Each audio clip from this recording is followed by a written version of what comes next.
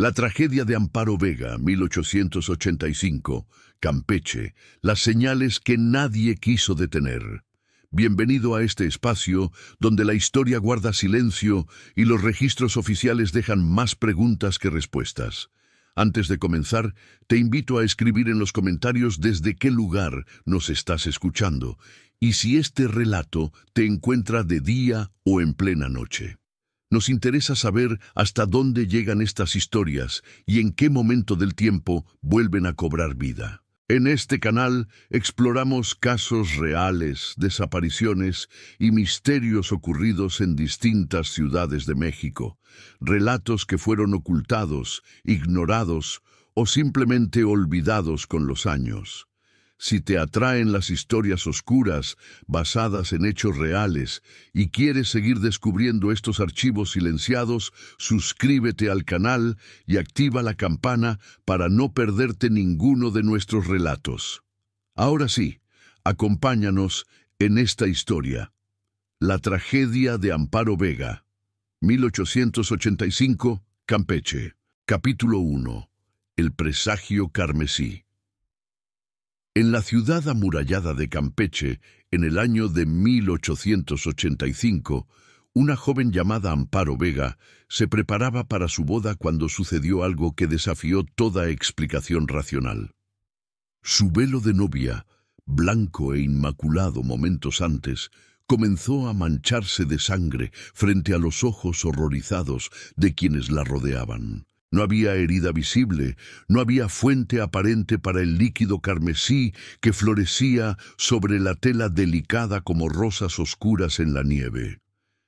Esta es la historia de una advertencia que fue ignorada, de señales sobrenaturales que fueron desestimadas como superstición, y de una familia que eligió el honor social sobre la seguridad de su hija. Es la historia de Amparo Vega, quien caminó hacia su muerte a pesar de que el universo mismo parecía estar gritando que se detuviera, que huyera, que salvara su propia vida. Y es la historia de un misterio que permanece sin resolver hasta el día de hoy. 5 velos manchados de sangre que no pertenecía a Amparo, que no pertenecía a nadie que pudiera ser identificado, que continúan exhibidos en un museo como evidencia de algo que la ciencia no puede explicar, pero que el horror humano validó con sangre real. Para comprender la tragedia que se desarrolló en aquella tarde de agosto en Campeche, debemos primero conocer el mundo en que vivía Amparo, un mundo de tradiciones antiguas y creencias profundas, donde los presagios eran tomados en serio por algunos pero desestimados por otros, especialmente cuando interferían con las ambiciones de los poderosos. Capítulo 2. Campeche en la época porfiriana. El año de 1885 marcaba el 8º año del mandato de Porfirio Díaz, una época de orden y progreso que transformaba a México de una nación constantemente en guerra a un país que buscaba modernizarse y abrirse al comercio internacional. Campeche, la ciudad portuaria amurallada del sureste mexicano, era un lugar donde el pasado colonial y el futuro moderno existían en tensión constante. Las murallas que rodeaban la ciudad habían sido construidas en el siglo XVII para proteger contra los ataques de piratas que asolaban el Golfo de México. Para 1885, los piratas hacía tiempo que habían desaparecido, pero las murallas permanecían, símbolos de una época cuando Campeche había sido uno de los puertos más importantes de la Nueva España. La arquitectura de la ciudad reflejaba su historia marítima y colonial. Casas pintadas en colores brillantes, amarillos, azules, rosas, verdes, se alineaban en las calles estrechas. Los balcones de hierro forjado se proyectaban sobre las aceras, creando sombras bienvenidas contra el calor implacable del trópico. La Catedral de la Inmaculada Concepción dominaba la plaza principal, su fachada barroca, mirando hacia el mar que había traído tanto prosperidad como peligro a la ciudad durante siglos. El puerto era el corazón económico de Campeche, Barcos llegaban desde Veracruz, La Habana, Nueva Orleans, trayendo mercancías y llevándose los productos de la península de Yucatán: palo de tinte, henequén, sal, chicle. Los comerciantes que controlaban este comercio constituían la élite de la sociedad campechana, familias que habían acumulado fortunas considerables y que las guardaban celosamente. La sociedad campechana de 1885 estaba estratificada de manera rígida. En la cúspide estaban las familias de comerciantes ricos y terratenientes. Debajo de ellas, una clase media de profesionistas, pequeños comerciantes y funcionarios gubernamentales. En la base, la vasta mayoría: trabajadores del puerto, pescadores, artesanos, sirvientes y campesinos de las comunidades mayas circundantes que mantenían vivas sus tradiciones ancestrales a pesar de siglos de colonización. Para las mujeres de Campeche, como en el resto de México, la vida estaba severamente circunscrita por expectativas de género. Una mujer decente debía ser piadosa, modesta, obediente y, sobre todo, dedicada completamente a su familia. El matrimonio era el único destino respetable para una joven, y las familias invertían recursos considerables en encontrar partidos apropiados para sus hijas. Pero había en Campeche una corriente subterránea de creencias que iban más allá del catolicismo oficial. La población maya, aunque nominalmente cristiana, mantenía prácticas espirituales ancestrales.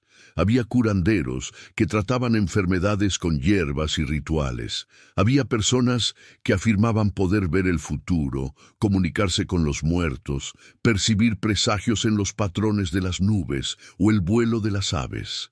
La élite española y criolla típicamente desestimaba estas creencias como supersticiones de ignorantes.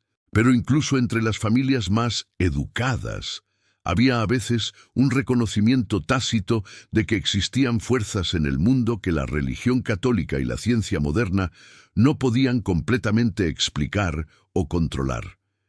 Fue en este mundo de contradicciones, de modernidad superpuesta sobre antiguas tradiciones, de racionalidad luchando contra intuiciones profundas, donde Amparo Vega vivió sus breves 23 años de vida. Capítulo 3. La familia Vega y la juventud de Amparo. Amparo Vega había nacido en el año de 1862 en una casa colonial cerca de la plaza principal de Campeche. Su padre, don Esteban Vega, era dueño de una flota de barcos pesqueros y tenía intereses en el comercio de sal. La familia no era de la aristocracia más alta de Campeche, pero era próspera y respetada. La madre de Amparo, doña Soledad, provenía de una antigua familia campechana que había vivido en la ciudad desde los tiempos coloniales. Era una mujer profundamente religiosa que asistía a misa diaria y que había educado a Amparo en una devoción similar. Pero doña Soledad también llevaba sangre maya por parte de su abuela, un hecho que la familia rara vez mencionaba, pero que se manifestaba en ciertos rasgos físicos y en una apertura a creencias que iban más allá del catolicismo ortodoxo. Amparo creció como la mayor de 5 hijos, con 2 hermanas y 2 hermanos menores. Era conocida en su círculo social como una joven de belleza notable, con cabello negro largo que llegaba hasta su cintura, ojos oscuros expresivos, y una tez que su madre cuidadosamente protegía del sol tropical con sombreros y sombrillas. Pero más allá de su apariencia física, Amparo era recordada por aquellos que la conocieron como una persona de sensibilidad inusual. Desde niña había experimentado lo que su familia llamaba presentimientos. Sabía cuando alguien estaba a punto de llegar antes de que tocaran la puerta. Soñaba con eventos que luego ocurrían. Sentía cuando algo malo estaba por suceder, una opresión en el pecho que la advertía de peligros que otros no percibían.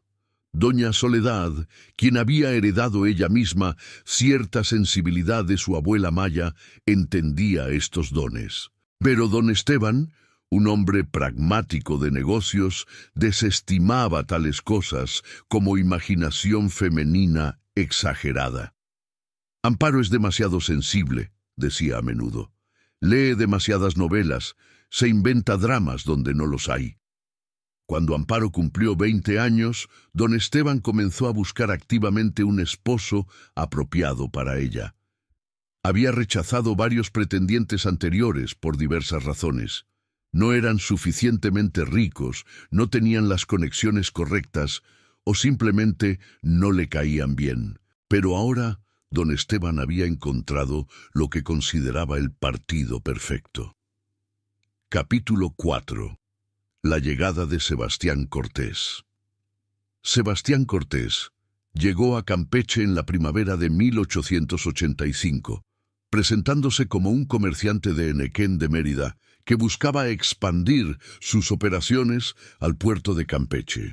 Era un hombre de 35 años, bien parecido de manera convencional, con modales refinados y una facilidad para el encanto social que impresionaba a quienes lo conocían superficialmente. Tenía una historia plausible.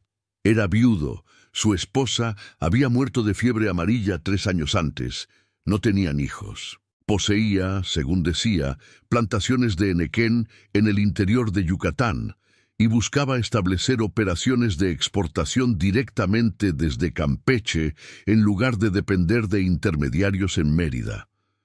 Don Esteban conoció a Sebastián a través de conexiones comerciales mutuas y quedó inmediatamente impresionado. Aquí había un hombre educado, culto, con recursos aparentemente considerables y ambición de expandir sus negocios. Más importante aún, parecía genuinamente interesado en establecerse permanentemente en Campeche, lo que significaba que una hija casada con él permanecería cerca de la familia. El cortejo comenzó formalmente en mayo. Sebastián visitaba la Casa Vega 2 veces por semana, siempre comportándose con perfecta corrección.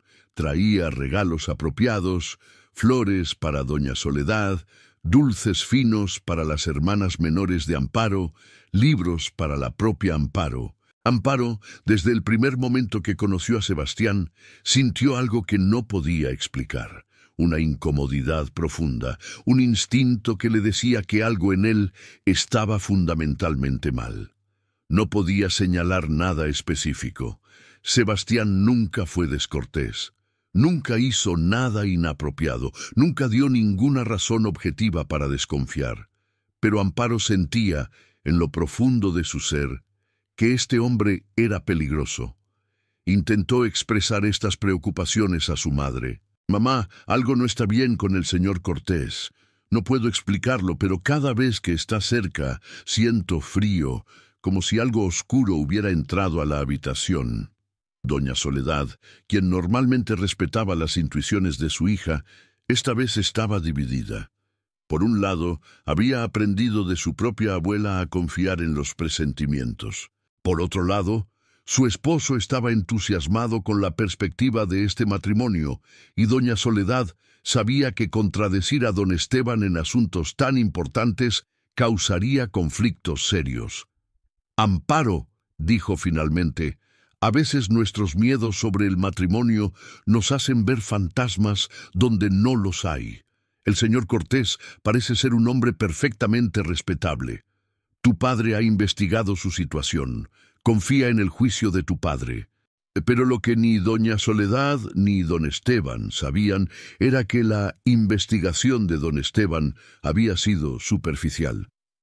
Sebastián había presentado cartas de referencia aparentemente legítimas, documentos que mostraban propiedades que supuestamente poseía, credenciales que establecían su posición social, pero todos eran falsificaciones elaboradas. La verdad sobre Sebastián Cortés era mucho más siniestra de lo que cualquiera en Campeche podría haber imaginado. Sebastián no era un comerciante exitoso. Era un estafador profesional que había pasado los últimos 15 años moviéndose por México y Centroamérica, casándose con mujeres de familias prósperas, esperando el tiempo suficiente para ganar control sobre sus recursos, y luego desapareciendo con cualquier dinero que pudiera llevarse. En 2 ocasiones anteriores, sus esposas habían muerto en circunstancias sospechosas, pero nunca probadas. Una supuestamente de una enfermedad repentina, otra de una caída por las escaleras. En ambos casos, Sebastián había heredado sus propiedades y luego había vendido todo rápidamente antes de que las familias pudieran hacer preguntas difíciles. Pero ahora Sebastián estaba refinando su método. Había decidido que esperar a que las esposas murieran naturalmente tomaba demasiado tiempo. Esta vez planeaba actuar más directamente, y había elegido a Amparo Vega específicamente porque había averiguado que heredaría una porción considerable de la fortuna de su padre una vez casada. El plan de Sebastián era simple y brutal: casarse con Amparo, matarla la noche de bodas, haciéndolo parecer un accidente o muerte natural, heredar su dote y su parte de la herencia familiar, y luego desaparecer antes de que surgieran demasiadas preguntas. Era un plan que había funcionado antes, y Sebastián no veía razón por la que no funcionaría de nuevo, pero no había contado con que el universo mismo parecía dispuesto a advertir a Amparo del destino que le esperaba. Capítulo 5. Los presentimientos crecientes.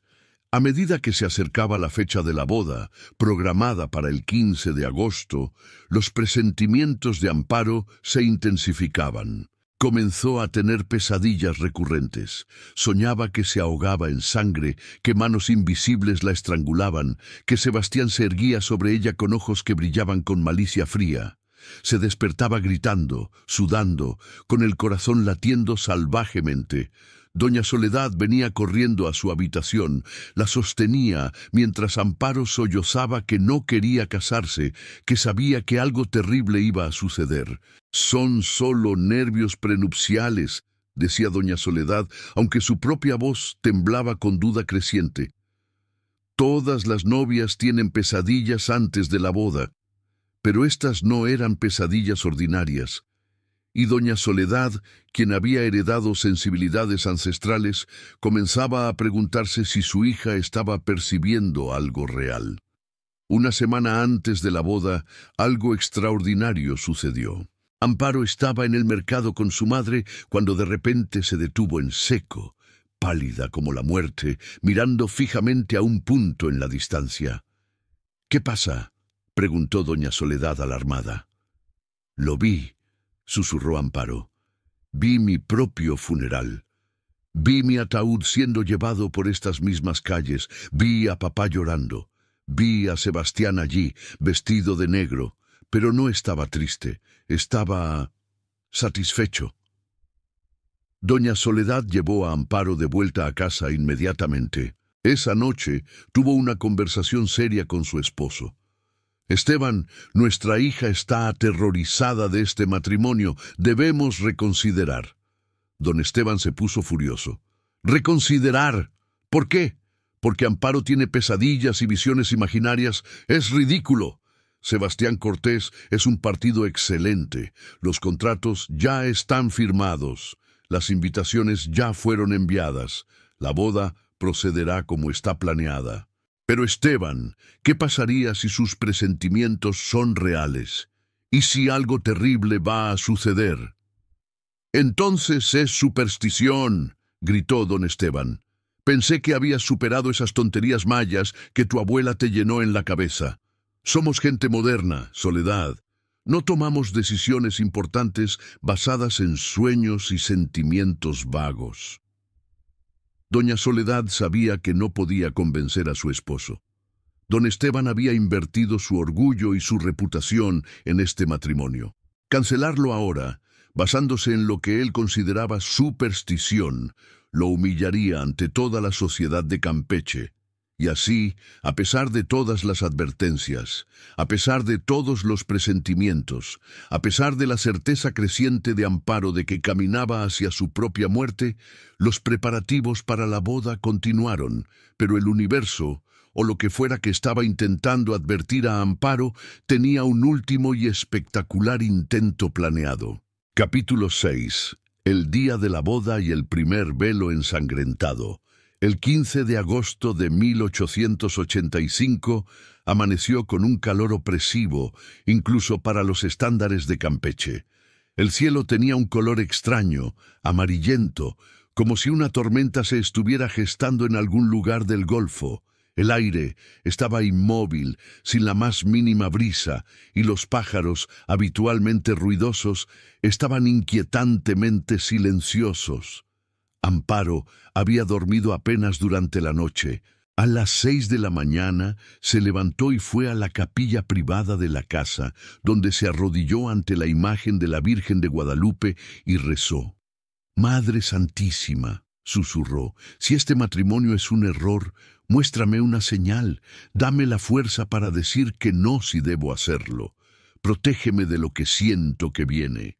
No sabía que su oración estaba a punto de ser respondida de la manera más dramática posible. La ceremonia estaba programada para las 5 de la tarde en la Catedral de Campeche. Los preparativos comenzaron a mediodía. Las sirvientas ayudaron a Amparo a bañarse en agua perfumada con flores. Su cabello fue peinado en un elaborado moño decorado con jazmines blancos. El vestido de novia, que había tomado meses en confeccionarse, era una obra de arte. Satén blanco con encaje de Bruselas, mangas largas, un corpiño ajustado bordado con perlas diminutas. Y luego estaba el velo. Era una pieza antigua que había pertenecido a la abuela de doña Soledad, la misma abuela Maya que había pasado sus dones de sensibilidad a través de generaciones.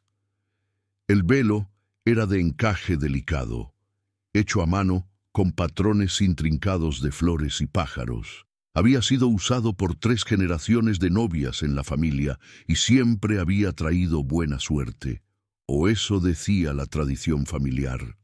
A las 4:30 de la tarde, las sirvientas ayudaron a Amparo a ponerse el vestido completo.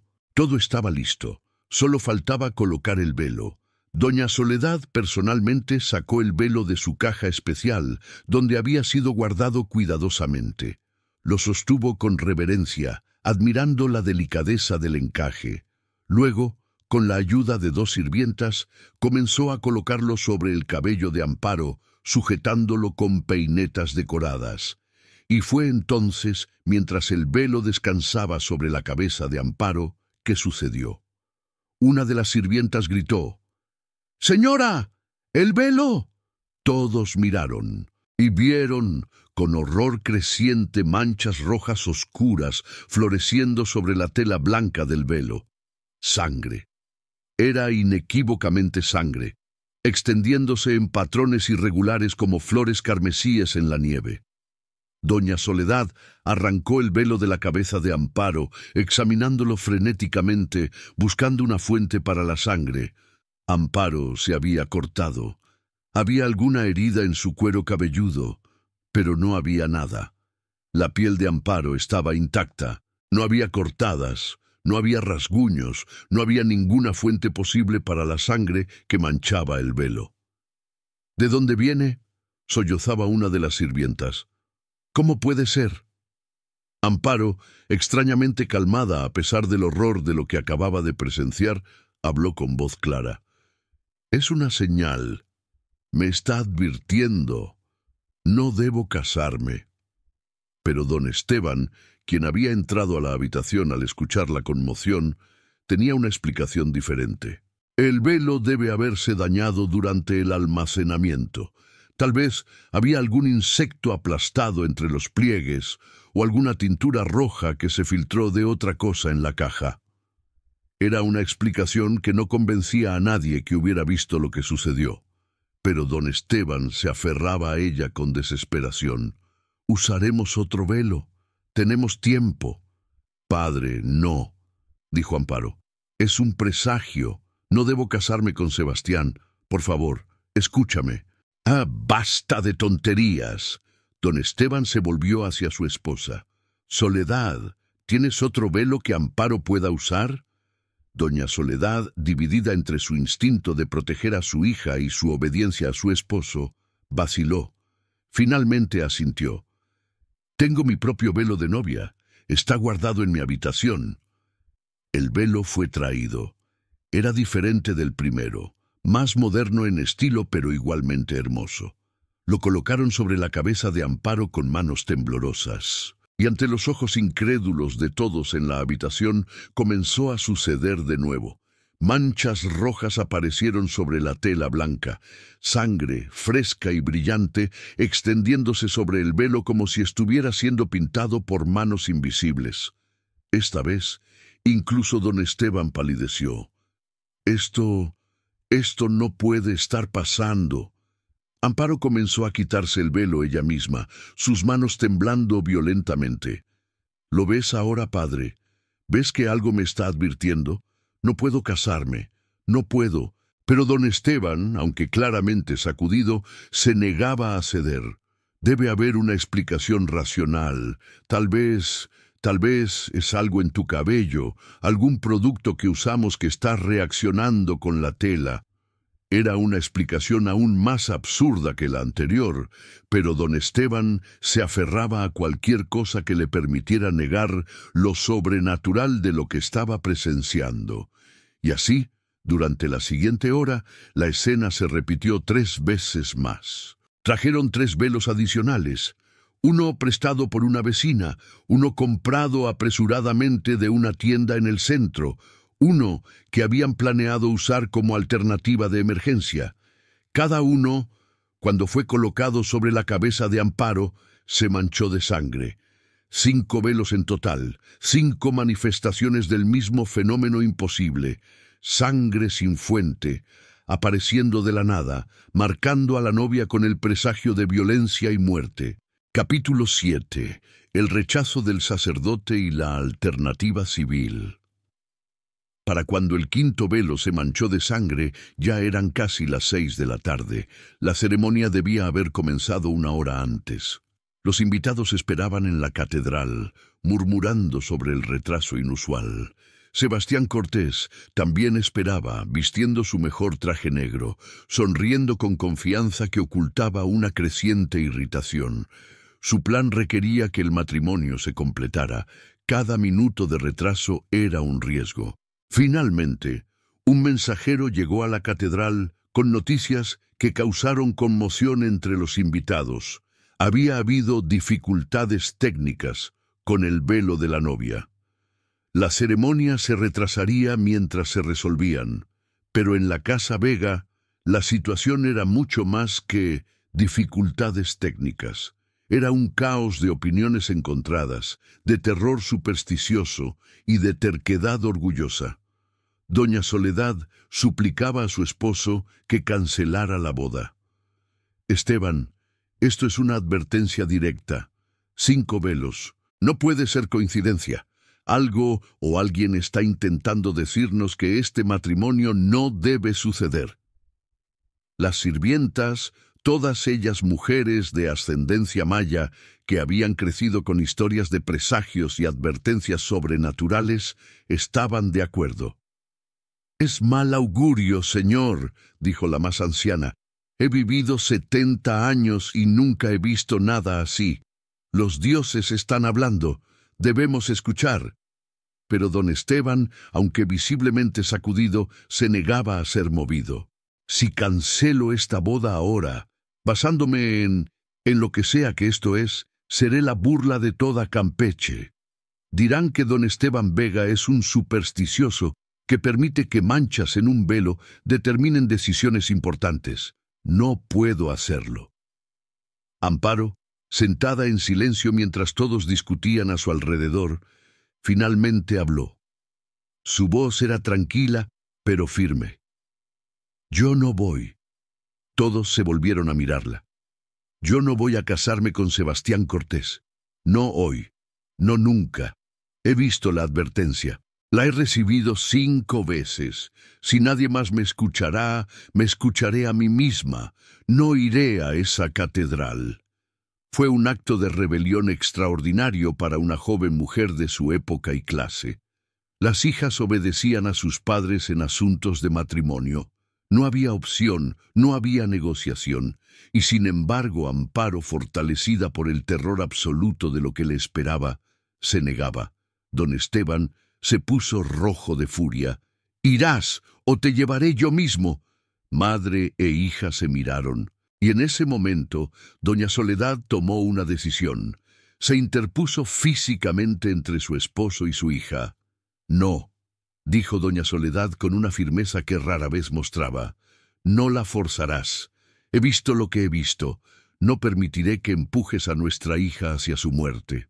Era un momento de verdad en el matrimonio Vega. Don Esteban podría haber intentado forzar el asunto, podría haber usado su autoridad patriarcal para obligar tanto a su esposa como a su hija a obedecer. Pero algo en su interior, tal vez el mismo instinto primitivo de protección que todas las criaturas sienten hacia su descendencia, finalmente lo detuvo. «Está bien», dijo con voz derrotada. «Está bien.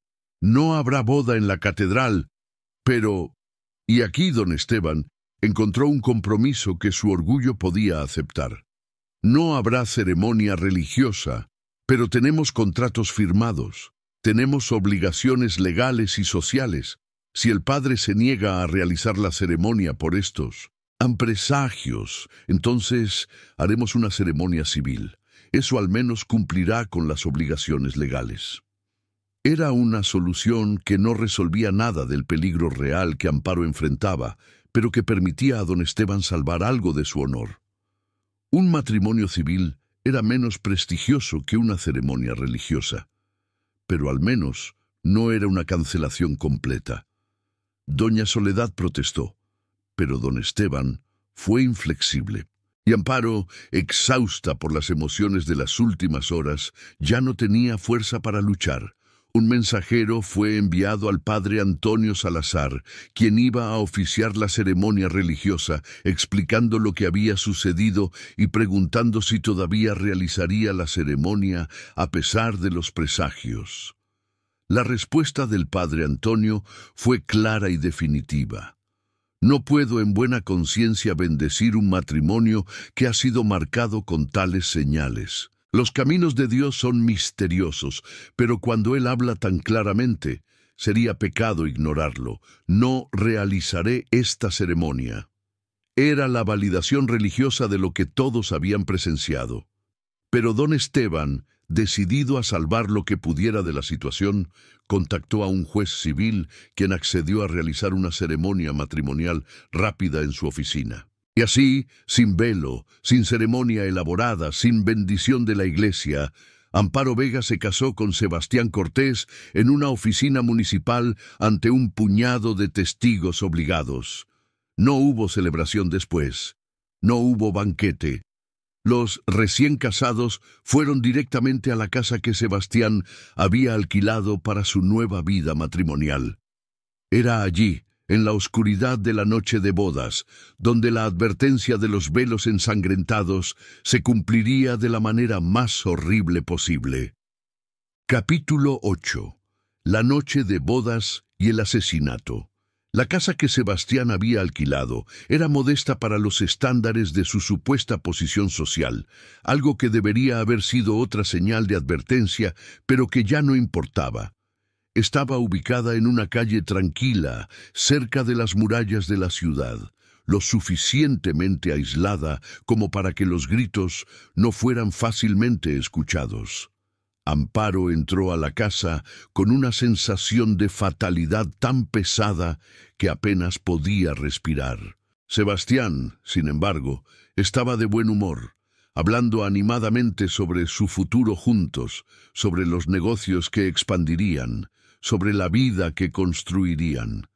Pero Amparo notó algo en sus ojos, un brillo que no había visto antes durante el cortejo. O tal vez siempre había estado allí, pero él simplemente ya no se molestaba en ocultarlo. Cenaron en silencio, Amparo apenas tocando su comida. Sebastián bebía vino generosamente, llenando su copa una y otra vez. Amparo rechazó el vino que le ofreció, algún instinto advirtiéndole que necesitaba mantenerse alerta. «¿No tienes apetito? observó Sebastián después de la cena. ¿Todavía estás perturbada por el incidente con los velos? Sí, respondió Amparo simplemente. Era extraño, admitió Sebastián, pero estoy seguro de que hay una explicación perfectamente racional. Tal vez algún tipo de reacción química entre el encaje y algo en tu cabello o en el aire. Amparo lo miró directamente. ¿Realmente lo crees? Sebastián sonrió, pero la sonrisa no alcanzó sus ojos. ¿Qué más podría ser? ¿Crees en fantasmas y presagios? Creo, dijo Amparo lentamente, que el universo a veces nos advierte cuando estamos en peligro. ¿Y crees que estás en peligro? La voz de Sebastián se había vuelto más fría. Sí. Hubo un momento de silencio tenso. Luego Sebastián se puso de pie. Es tarde. Deberías prepararte para la cama. Te mostraré tu habitación. En la época y en su clase social, no era inusual que los recién casados tuvieran habitaciones separadas inicialmente, especialmente cuando la novia era particularmente joven o nerviosa. Sebastián condujo a Amparo a una habitación en el segundo piso. «Descansa», dijo. «Hablaremos más mañana». Amparo entró a la habitación, cerró la puerta y por un momento sintió un alivio momentáneo. Tal vez la noche pasaría sin incidente. Tal vez sus temores eran infundados después de todo. Comenzó a desvestirse, quitándose el traje de novia, que ya no parecía apropiado llamar así después de la ceremonia anticlimática en la oficina del juez. Se puso un camisón simple y se sentó en la cama, demasiado inquieta para dormir. Fue entonces cuando escuchó pasos afuera de su puerta. La manija giró. La puerta se abrió. Sebastián estaba allí. Pero era un Sebastián transformado. El barniz de civilidad que había mantenido durante meses de cortejo había desaparecido completamente. Sus ojos tenían una expresión de determinación fría, casi clínica. «¿Qué haces?», preguntó Amparo, aunque alguna parte de ella ya sabía la respuesta. «Terminando lo que vine a hacer», respondió Sebastián, entrando a la habitación y cerrando la puerta detrás de él. Amparo intentó gritar, pero Sebastián fue más rápido. Se lanzó sobre ella, una mano sobre su boca, la otra alrededor de su garganta. La lucha fue breve, pero desesperada. Amparo luchó con toda la fuerza que tenía, arañando, pateando, intentando alcanzar cualquier cosa que pudiera usar como arma. Pero Sebastián era más grande, más fuerte, y además tenía la ventaja de la premeditación. Había planeado esto. Había visualizado exactamente cómo sucedería.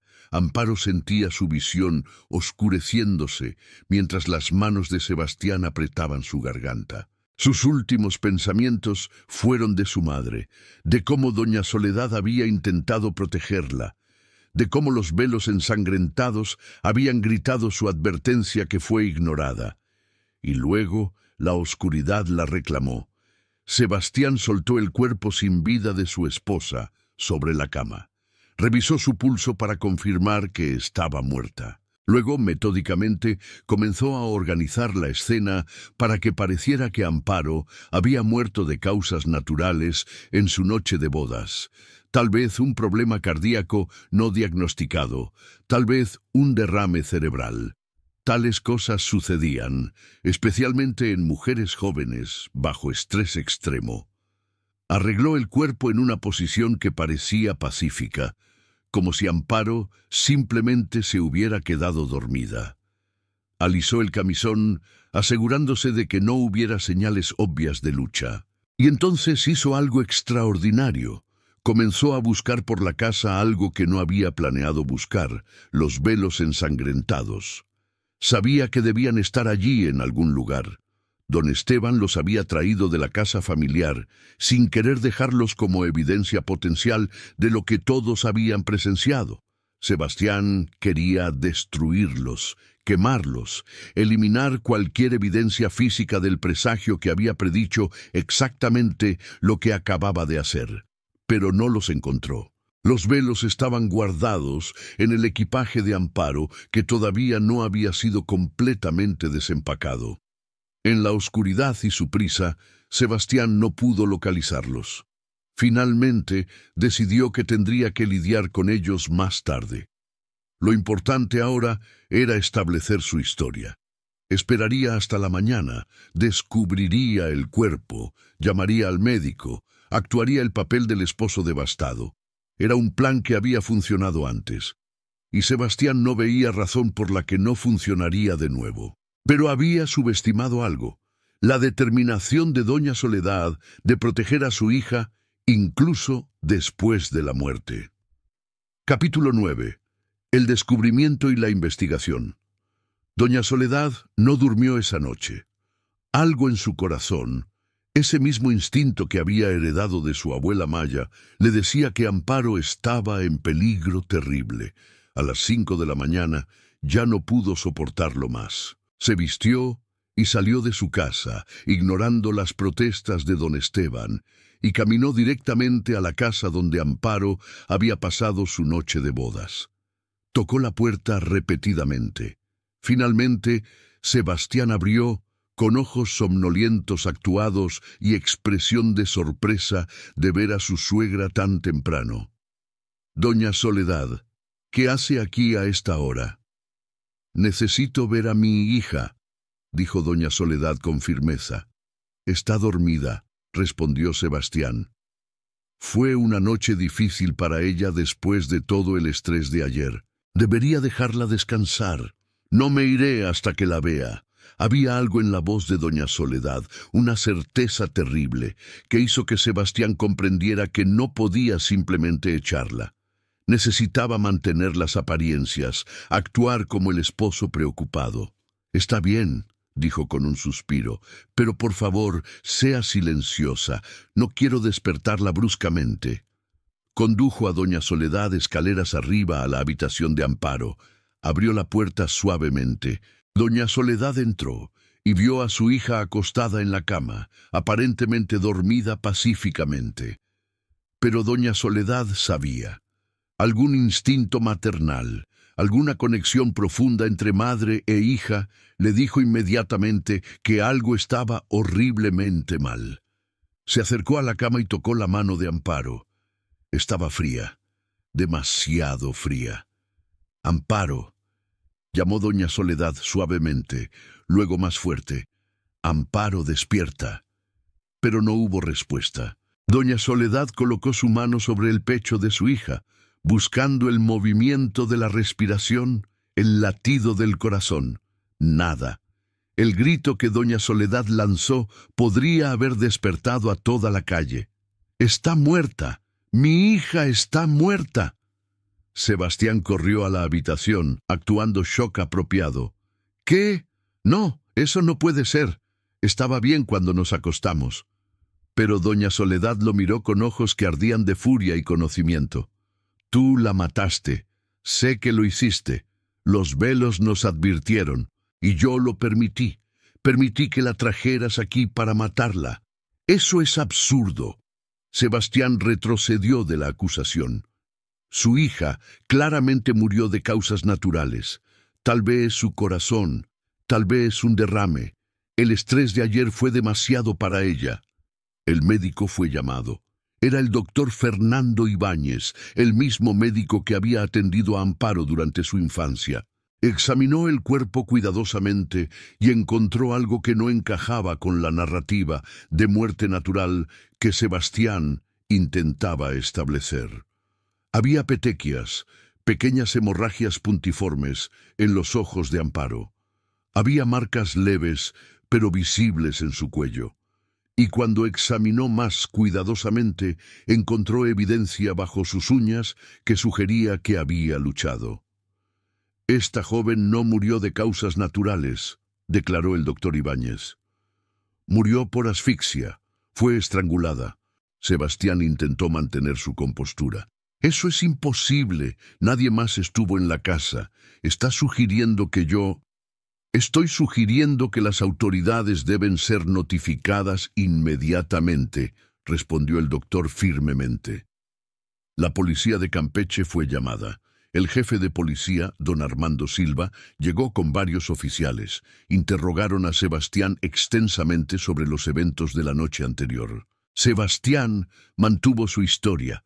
Habían cenado, habían ido a habitaciones separadas, él había dormido pacíficamente toda la noche y por la mañana había planeado ver cómo estaba Amparo solo para ser interrumpido por la llegada de doña Soledad. Pero los investigadores encontraron inconsistencias. La habitación de Amparo mostraba señales de lucha que Sebastián no había logrado ocultar completamente en la oscuridad. Había rasguños defensivos en las manos de Sebastián que no podía explicar satisfactoriamente. Y luego estaba el testimonio de doña Soledad sobre los velos ensangrentados. Cuando los investigadores escucharon esta historia, inicialmente la desestimaron como superstición. Pero cuando trajeron los velos como evidencia, cuando vieron las manchas de sangre que aún permanecían en las 5 piezas de tela, comenzaron a preguntarse si había algo más en esta historia de lo que inicialmente aparentaba. «Hagan pruebas en esta sangre», ordenó don Armando. «Quiero saber de quién es». Los análisis de sangre en 1885 eran primitivos comparados con los métodos forenses modernos. Pero podían determinar algunas cosas básicas. Si la sangre era humana o animal, su grupo sanguíneo aproximado. Los resultados fueron desconcertantes. Capítulo 10. El misterio de la sangre y la confesión. Los análisis de las manchas en los 5 velos tomaron varios días. Mientras esperaban los resultados, Sebastián Cortés fue detenido bajo sospecha de asesinato. Fue alojado en la prisión municipal de Campeche, donde mantuvo su inocencia con creciente desesperación. Cuando finalmente llegaron los resultados del análisis de sangre, trajeron más preguntas que respuestas. La sangre en los velos era definitivamente humana, pero no coincidía con la sangre de Amparo. Los médicos habían tomado muestras de sangre del cuerpo de Amparo para comparación, y aunque los métodos de tipificación de sangre de la época eran imperfectos, era claro que la sangre en los velos era de alguien más. ¿De quién entonces? Probaron la sangre de todos en la Casa Vega, de las sirvientas, incluso de don Esteban y doña Soledad. Ninguna coincidía. La sangre en los velos no pertenecía a nadie que pudiera ser identificado. Era sangre humana de una fuente desconocida que había aparecido milagrosamente en 5 velos diferentes cuando fueron colocados sobre la cabeza de Amparo. Este descubrimiento agregaba una capa de misterio sobrenatural a un caso que ya era suficientemente perturbador. Algunos interpretaban esto como confirmación de que los velos habían sido marcados por fuerzas más allá de la comprensión humana. Otros buscaban desesperadamente explicaciones racionales que nunca llegaron. Mientras tanto, la investigación del asesinato continuaba. Los investigadores comenzaron a investigar el pasado de Sebastián Cortés más profundamente de lo que don Esteban había hecho durante el cortejo, y lo que encontraron fue escalofriante. Sebastián no era quien decía ser. Las plantaciones de Enequén en Yucatán no existían. Los documentos que había presentado eran falsificaciones. Y más alarmante aún, había 2 mujeres muertas en su pasado, ambas esposas anteriores que habían muerto en circunstancias sospechosas. Confrontado con esta evidencia, Sebastián inicialmente negó todo. Pero cuando le mostraron testimonios de testigos de sus matrimonios anteriores, cuando le presentaron evidencia de sus múltiples identidades falsas, su historia comenzó a desmoronarse. Finalmente, después de días de interrogatorio, Sebastián confesó, pero no confesó por remordimiento. Confesó con una frialdad que heló la sangre de todos los presentes. «Sí, la maté», dijo con voz monótona. «La estrangulé en su cama en la noche de bodas. Fue rápido, eficiente. Ella luchó menos de lo que esperaba. ¿Por qué?, preguntó don Armando, aunque ya conocía la respuesta. Por el dinero, obviamente. ¿Por qué más se casa uno con alguien? Don Esteban había prometido una dote sustancial, además de una porción de la herencia familiar que Amparo recibiría. Planeaba matarla, heredar todo, venderlo rápidamente y desaparecer antes de que surgieran preguntas. «Pero la mataste inmediatamente», señaló don Armando. «Ni siquiera esperaste a consolidar el control sobre sus recursos». Sebastián se encogió de hombros. «Los velos me pusieron nervioso. No sé qué eran o cómo funcionaban, pero claramente estaban advirtiendo a todos. Sabía que si esperaba, podrían convencer a la familia de anular el matrimonio. Necesitaba actuar rápidamente. ¿Y las otras mujeres? ¿Las otras esposas que murieron?». Sebastián sonrió con una expresión que no contenía humor. «Esas también fueron convenientes. La primera realmente murió de fiebre amarilla, pero aproveché la oportunidad para heredar. La segunda, bueno, las escaleras pueden ser muy peligrosas, especialmente cuando alguien te empuja por ellas». Era una confesión completa de múltiples asesinatos, pronunciada con tal falta de remordimiento que incluso los investigadores experimentados se sintieron perturbados. «¿Nunca sentiste nada por estas mujeres?», preguntó don Armando. «¿Ninguna culpa? ¿Ningún remordimiento?». «¿Por qué debería?», respondió Sebastián. «Eran simplemente medios para un fin. Una inversión de tiempo que debía pagar dividendos. Si hubieran sido más ricas o hubieran muerto más rápidamente, habría sido una inversión mejor». El juicio de Sebastián Cortés fue uno de los más sensacionales en la historia de Campeche. El testimonio sobre los velos ensangrentados capturó la imaginación pública. Cientos de personas venían a ver los velos, que fueron exhibidos como evidencia en la corte. Sebastián fue declarado culpable de asesinato premeditado. Fue sentenciado a muerte por ahorcamiento. La sentencia se ejecutó en octubre de 1885, apenas 2 meses después del asesinato de Amparo. En sus últimas palabras desde el patíbulo, Sebastián dijo algo que aquellos que lo escucharon nunca olvidarían. Los velos sabían. No sé cómo, pero sabían. Debí haber escuchado la advertencia. Fue una admisión extraordinaria de un hombre que había negado lo sobrenatural durante todo el juicio. Capítulo 11. El destino de los velos ensangrentados. Después del juicio, quedaba la cuestión de qué hacer con los 5 velos ensangrentados. Doña Soledad quería que fueran destruidos, quemados, para que ningún recordatorio físico del horror permaneciera. Pero las autoridades tenían otros planes. Los velos fueron reconocidos como evidencia de un fenómeno extraordinario que no podía ser explicado por la ciencia de la época.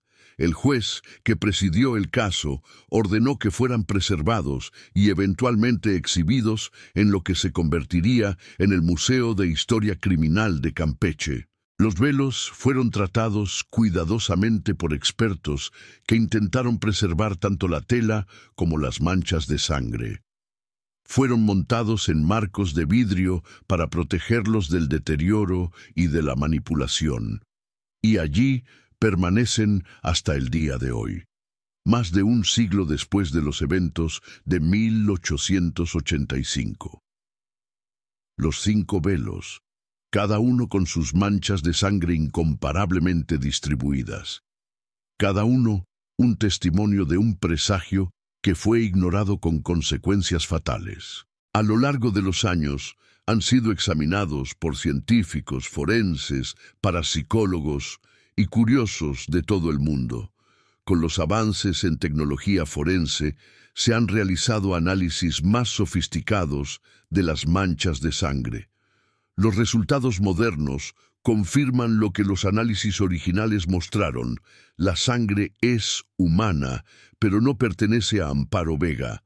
Los análisis de ADN realizados en los años 90 no lograron hacer coincidir la sangre con ninguna persona en las bases de datos disponibles. Más desconcertante aún, los 5 velos contienen sangre del mismo origen. Es decir, la sangre en todos los velos proviene de una sola persona no identificada. ¿Quién era esta persona? ¿Cómo llegó su sangre a manifestarse simultáneamente en 5 piezas diferentes de tela cuando fueron colocadas sobre la cabeza de Amparo? No hay respuestas definitivas, solo teorías, algunas más creíbles que otras. Algunos creen que la sangre era de un sacrificio ritual, tal vez de las prácticas mayas ancestrales que nunca fueron completamente erradicadas. Que la abuela de Doña Soledad, quien originalmente poseía el primer velo, había realizado algún tipo de ritual protector que imbuía el velo con poder para advertir de peligro. Otros sugieren explicaciones paranormales, que la sangre era ectoplasma, energía espiritual manifestándose en forma física para advertir a Amparo, que los muertos, tal vez las esposas anteriores de Sebastián, intentaban advertir a su próxima víctima. Los escépticos buscan explicaciones más mundanas. Contaminación química, algún compuesto en el cabello o la piel de Amparo que reaccionaba con algo en las telas, coincidencias extraordinarias que parecían sobrenaturales, pero que tenían causas racionales. Pero ninguna de estas teorías ha sido probada o refutada definitivamente. Los velos ensangrentados de Amparo Vega permanecen como uno de los mayores misterios forenses en la historia de México. Capítulo 12. El dolor de los sobrevivientes. Para la familia Vega, la pérdida de Amparo fue devastadora, de maneras que iban más allá del dolor ordinario por un ser querido muerto. Era un dolor complicado por la culpa, por el conocimiento terrible de que habían recibido advertencias y las habían ignorado. Don Esteban nunca se recuperó. En los meses siguientes a la muerte de Amparo, envejeció visiblemente. Su cabello se volvió completamente gris. Su postura se encorvó. Su voz perdió su tono autoritario anterior. Se culpaba a sí mismo completamente por la muerte de su hija. «Recibimos 5 advertencias», decía repetidamente. 5 velos marcados con sangre. Y yo insistí en que el matrimonio continuara. La empujé a su muerte por orgullo, por no querer admitir que había cometido un error al aprobar a Sebastián. Murió apenas 3 años después de Amparo, de lo que el médico llamó fallo cardíaco, pero que todos sabían era realmente un corazón roto por culpa y arrepentimiento. Doña Soledad vivió más tiempo, pero fueron años marcados por tristeza profunda. Se volvió más devota, asistiendo a misa múltiples veces al día, rezando constantemente por el alma de su hija. Pero también se volvió hacia las tradiciones de su abuela Maya, buscando consuelo en prácticas espirituales que el catolicismo oficial no ofrecía. Estableció un pequeño altar en su casa dedicado a Amparo, donde colocaba flores frescas cada día y quemaba copal, la resina aromática que los mayas habían usado en ceremonias religiosas durante milenios. Hablaba con Amparo como si su hija pudiera escucharla, pidiéndole perdón, pidiéndole señales de que estaba en paz. Las hermanas menores de Amparo crecieron a la sombra de la tragedia. Ninguna se casó hasta bien entradas en sus 20s, todas aterrorizadas de que pudieran repetir el destino de su hermana. Cuando finalmente se casaron, fue solo después de investigaciones exhaustivas de sus pretendientes, verificaciones que don Esteban, en su tiempo, no había realizado. Lucía, una de las hermanas, nunca se casó en absoluto. Se convirtió en defensora de otras mujeres jóvenes, trabajando con la Iglesia para establecer uno de los primeros refugios para mujeres en situaciones de violencia doméstica en Campeche. Lo dedicó a la memoria de Amparo. Mi hermana nos enseñó que debemos escuchar las advertencias, decía Lucía, que cuando una mujer dice que tiene miedo, que algo está mal, debemos creerle. Su muerte no será en vano si puede salvar a otras. Capítulo 13. El legado de Amparo Vega. La historia de Amparo Vega y los velos ensangrentados se convirtió en una leyenda local en Campeche, contada y recontada a través de generaciones. Pero con el paso del tiempo, como sucede con todas las leyendas, los detalles se distorsionaron, se añadieron elementos ficticios y la verdad histórica se mezcló con el folclore. Algunas versiones de la historia afirmaban que Amparo misma era una bruja que había maldecido los velos. Otras decían que Sebastián era un vampiro o alguna otra criatura sobrenatural. Hubo quienes afirmaron que Amparo no había muerto realmente, sino que había escapado y vivía en secreto en algún convento remoto. Pero los documentos históricos cuentan una historia más trágica y más humana. Una joven que recibió advertencias extraordinarias de un destino terrible, cuya familia ignoró esas advertencias priorizando el orgullo y las convenciones sociales sobre su seguridad, y quien murió precisamente como los presagios habían predicho. El Museo de Historia Criminal de Campeche, donde los velos están exhibidos, incluye una placa explicativa que cuenta la historia verdadera de Amparo. Los visitantes vienen de todo el mundo para ver los velos, para leer sobre el caso, para contemplar el misterio de la sangre no identificada que marcó 5 piezas de tela más de un siglo antes.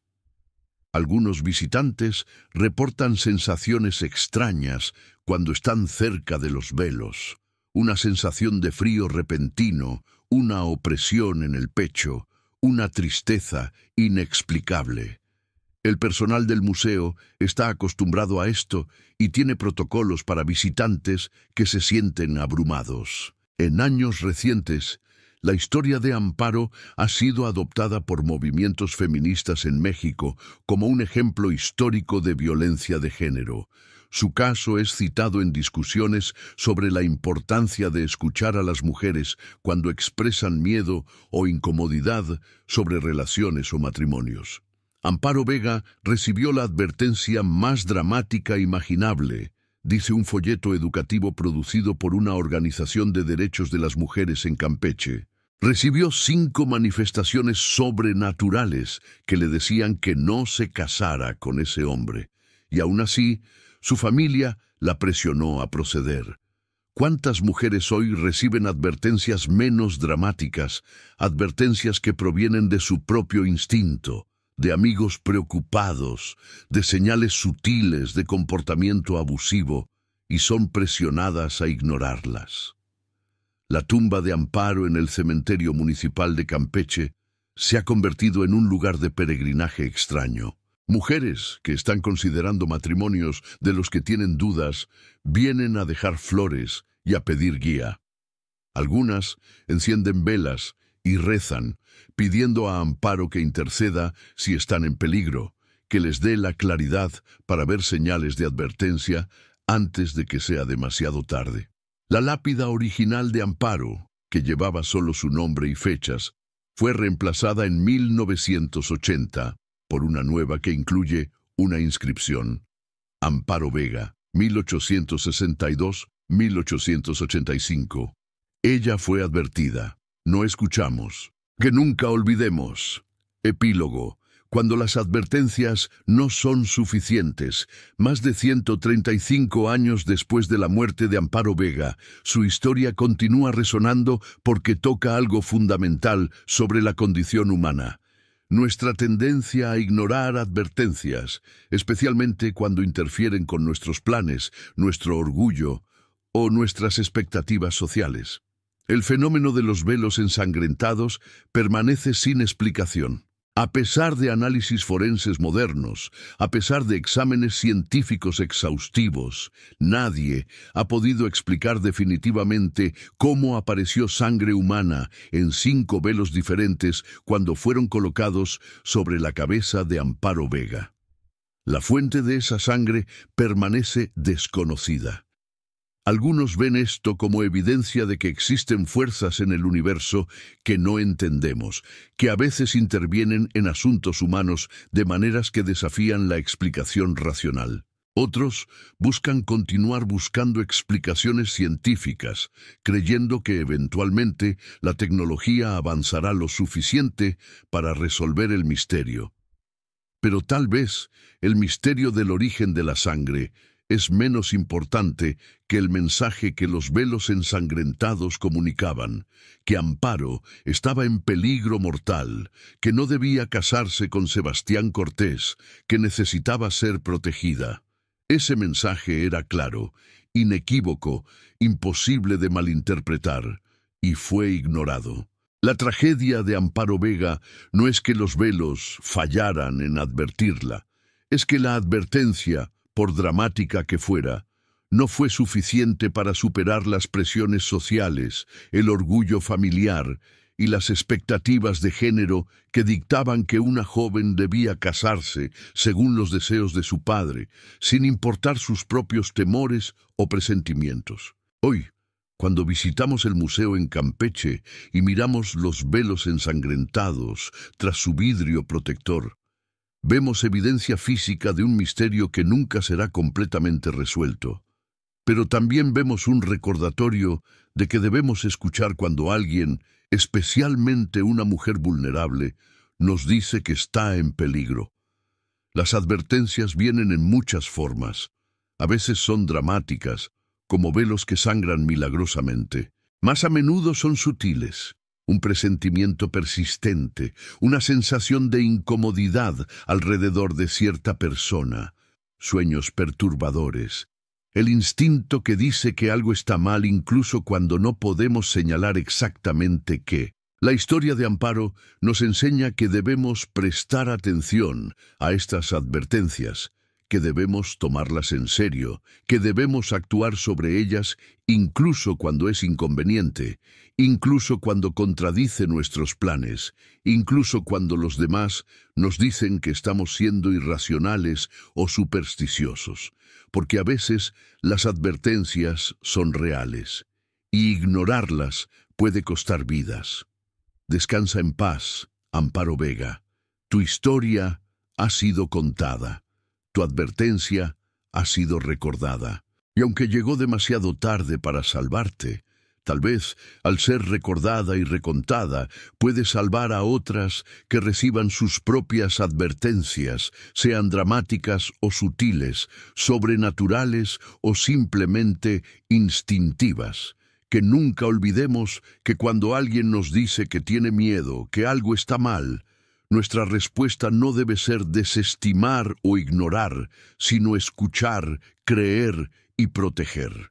Y que los 5 velos ensangrentados, con su misterio aún sin resolver, permanezcan como monumentos permanentes a la importancia de escuchar las advertencias antes de que sea demasiado tarde. Si esta historia te ha conmovido, si te ha hecho reflexionar sobre la importancia de escuchar advertencias y creer a quienes expresan miedo, te invito a que dejes un me gusta en el video y te suscribas al canal para más historias de misterios históricos sin resolver, tragedias que llevaron a cambios sociales importantes y casos que desafían la explicación racional. Activa la campanita de notificaciones para no perderte ningún episodio nuevo. Y te pregunto, ¿crees que los velos ensangrentados fueron un fenómeno sobrenatural genuino o debe haber una explicación científica que aún no hemos descubierto? ¿Has experimentado o conoces de advertencias que fueron ignoradas con consecuencias trágicas? ¿Cómo podemos crear una sociedad que tome en serio las expresiones de miedo e incomodidad de las mujeres? Comparte tus pensamientos en los comentarios. Esta comunidad es un espacio para explorar misterios, honrar a las víctimas y aprender de las tragedias del pasado. Gracias por escuchar la historia de Amparo Vega, la novia del velo ensangrentado, cuya muerte fue predicha por fuerzas que nadie pudo explicar, pero que todos eligieron ignorar. Hasta el próximo caso.